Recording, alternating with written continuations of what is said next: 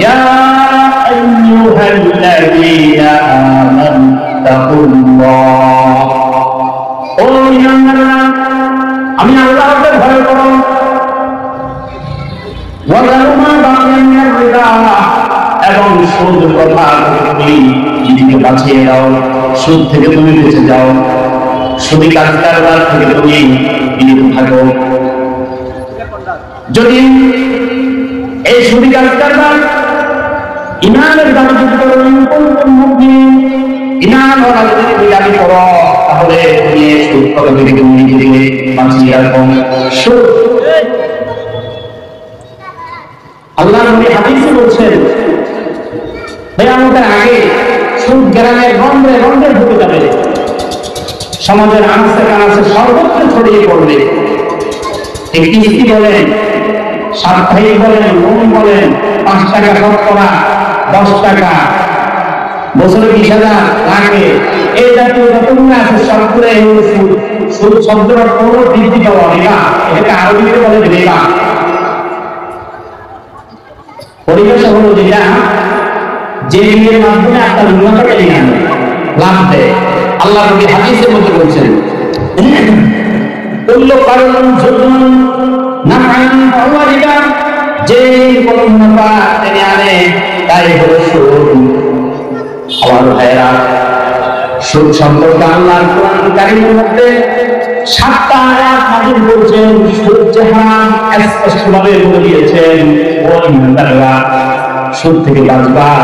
সূরা বাকারার মধ্যে 4টা আয়াত, সূরা আলে ইমরানের মধ্যে 3টা আয়াত, এবং হাদিসের মধ্যে মুতাওয়াতির ভাবে প্রায় 40টার উপরে হাদিস শরীফে এসেছে। সুদ থেকে বাঁচার জন্য সুদ সমাজকে কলঙ্কিত করে, সমাজের অর্থনৈতিক অবস্থাকে ধ্বংস করবে, অর্থনীতিকে চুরমার করে ভেঙে। এই জন্য যে সমাজের মধ্যে জাকাত প্রথা থাকবে না, ইসলামী সমাজ থাকবে না, সেই সমাজের মধ্যে কোনদিন উন্নতি হবে না, সেই সমাজ ধ্বংস নিশ্চিত হবে। আমার কথা আল্লাহ রাব্বুল আলামিন কোরআনের মধ্যে বয়ান করে বলে দিলেন, ইয়ামহাকুল্লাহু রিবা ওয়া ইউরবিস সাদাকাত, নিশ্চয় জাকাত প্রথা দান খয়রাত বৃদ্ধি পাবে, আর সুদ প্রথা নিশ্চিত ধ্বংস হবে। সুদী কাজকারবার যত মানুষই করতেছে, মনে রাখবেন এটা ধ্বংস নিশ্চিত, আর দান খয়রাত বৃদ্ধি নিশ্চিত। এটা আমার কথা না, আমার আল্লাহ। এই জন্য দান খয়রাত যারা করে তাদের মন বড় থাকে, তাদেরকে মানুষ সম্মান করে, ইজ্জত করে, দানবীর ব্যক্তি মানুষ মায়া করে। দানের কারণে অনেক সফলতা আছে। আল্লাহ রাসূলের হাদিসের মধ্যে অনেক হাদিস আছে।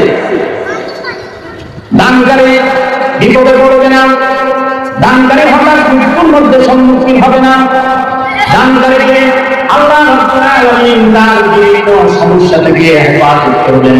দানের কারণে মানুষ বিভিন্ন রোগ থেকে মুক্তি পায়, দানের কারণে তার গুণমুক্ত হয়, দানের কারণে তাকে আল্লাহ রাব্বুল আলামিন সমাজের সকলের কাছে সম্মানিত বানাই দেন। অনেক ফজিলত আমার ভাইরা, সর্বোপরি এটুকুই বলবো, দান করবেন। এই যে মাহফিলের আঞ্জাম দিতে গিয়ে এই মাদ্রাসা বহু মানুষ টাকা দিয়ে, কথা দিয়ে, বহু প্রবাসীরা, দেশের ভাইরা, এলাকা যে এখান থেকে পারছেন সহযোগিতা করছেন, আল্লাহর কাছে দোয়া করে আল্লাহ আমাদের সকলের দানগুলোকে কবুল করেন। সকলে বলি আমিন।